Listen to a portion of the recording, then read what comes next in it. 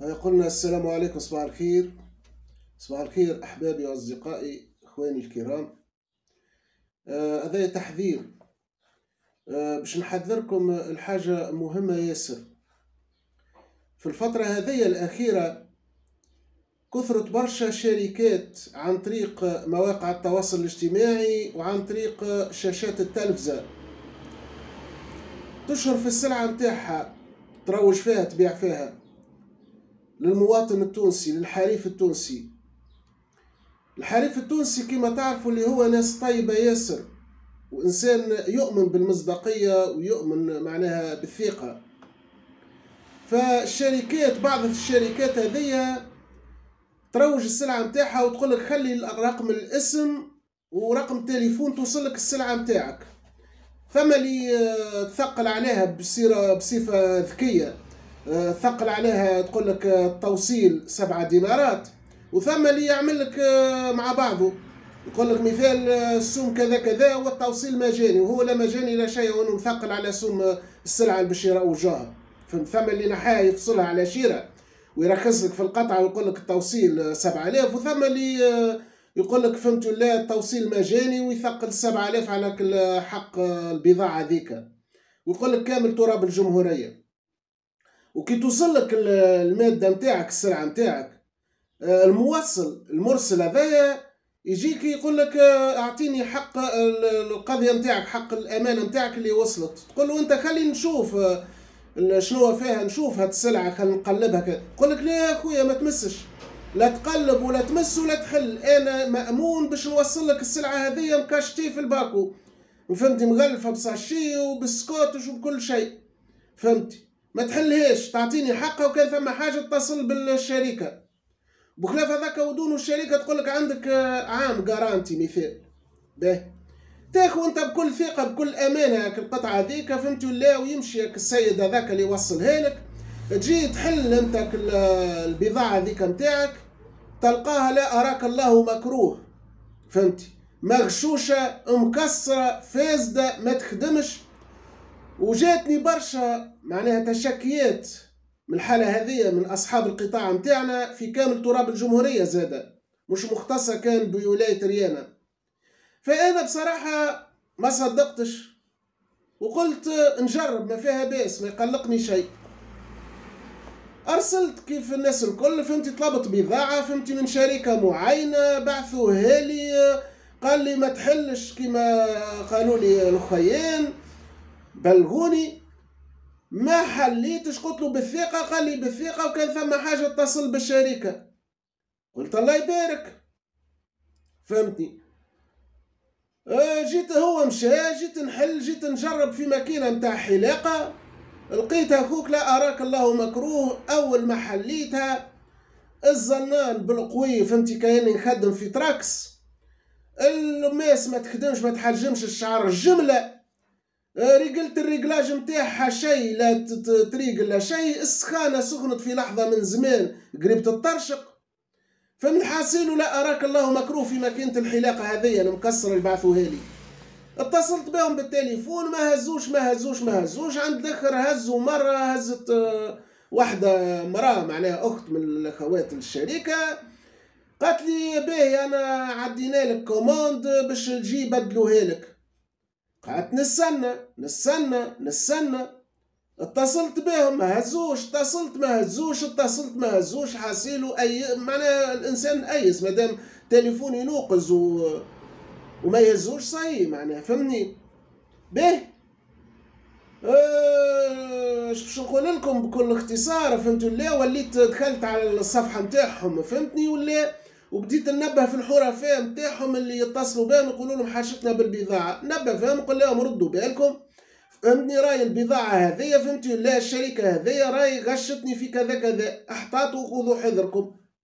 ما رعاني الا، وحطيت لهم باش يتصلوا بيا، ما اتصلوش بيا، ما رعاني الا سكروا عليا الباج نتاعهم، الموقع نتاعهم في الفيسبوك، بلوكوني في الواحد نتاعهم الحاسيلو واختفوا بالواحد. فانا نحذركم اخويا، وهاني باش نحط لكم العلامه التجاريه نتاع الشركه هذيا، وباش نشهر بها ونطلب البارتاج الفيديو هذايا باش يشهروا بها الناس الكل. يلزمنا نتصدوا للفساد الأخلاقي والفساد المهني بكل ما أوتينا من قوة. ما عنديش غرض حتى بشركة وما عندي مقصد حتى بشركة، ولكن مادام مسوني أنا ومسوا زملائي معناها في لقمة العيش متاعهم وفي فلوسهم وفي مكاتبهم وفي أحوالهم، فأنا باش نتصدى لها ونطلب من كل الإخوان وكل الزملاء باش يتصدوا للشركة ذي. كما زاد فهمتي برشا ناس فهمتي تضروا منها، ونذكر على سبيل الذكر لا الحصر السيد صاحب الهيكل التكويني المهني الخاص لمدرسة نور النموذجية للتكوين المهني بالمهدية وسام الشطي، زاد أعلمني أنه هو زاد باش يهبط زاد في الصفحة متاعه ويشهر بالبعض الشركات هذيا اللي تغش في الحرفاء متاعها، لأنه هو زاد خذا فهمتي قطعة من القطعات وبعثوها له مهلوكة ومغشوشة فهمني. كما زاد خونا نقدم له زاد التحية خونا سعيد مرموش لمدرسة الأوبرا للتكوين المهني الخاص بالمنستير فهمني بقرب البنك المركزي. زاد خونا سعيد هذايا زاد وعدني زاد باش يقدم فيديو يهبط فيديو سكاتش وقدمه ويبلغ فيه هالمعاملات السيئة هذه من بعض الشركات. فنطلب منكم الكلكم نتعاونوا اليد في اليد حتى ننتصر على هذا الفساد. راهو الفساد ما يتنحاش، إذا كان باش تقبل الحاجة وتكون أنت مضرور فيها وتسكت، راهو الساكت عن الحق شيطان أخرس. رانا احنا معناه نحبوا نقاوموا الظلم ونقاوموا الفساد من كل الجوانب متاعه من كل النواحي متاعه. فاشهروا بكل شركة تغشكم ما استجابتش للطلب متاعكم وما بدلتش، فأنتم اشهروا بها حتى هما يولوا يحتاطوا من العمليات هذيا. راي برشا شركات ما نعممش الكل، اما كي تجيكم تبعث لكم شركة قطعة من القطايع متاعكم لداركم ولا لحوانتكم، فأنتم مراو قانونا باش تحل البضاعة ذيك وتجربها وتشوفها وتتفقدها. راو نسموا مغفلين إذا ناخذوا بالثقة ونهزوا الصندوق ما نحلوشو. راو ربما يعطيك فيه قطوس ميت يقول لك قطوس في شكارة، حاشا القطاطس والقطاط الكريمة فهمتني. راو ينجموا يغشوكم، ما عدتش تاخو قطعة وانت ما تشوفهاش وما تجربهاش، تاخو قطعة جربها وشوفها وقلبها وثبت منها واقتنع بها ثم خلص. ما حابش يمشي على روحه، ما عدتوش تقبلوا هكاك شيء مسكر.